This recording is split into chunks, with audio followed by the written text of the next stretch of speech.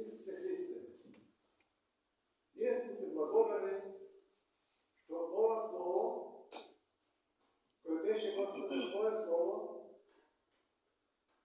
što го слушахме и što го прифаќаме. Бидејќи светот во кој ние живееме е место каде што имаме големи искушенија. Ти си тој кој можеш да ни помогнеш, ти си тој кој можеш да не водиш. Сакаме, Господе, да останеме во оваа мисла, во Твојата правда, кога, Господе, ќе излеземе од ова место. Да живееме за Тебе и да Те угодуваме во секое време. Секој Твој пат кој ние треба да водиме не е лесен, но Ти си, Господе, патот, животот на секој од нас. Благословене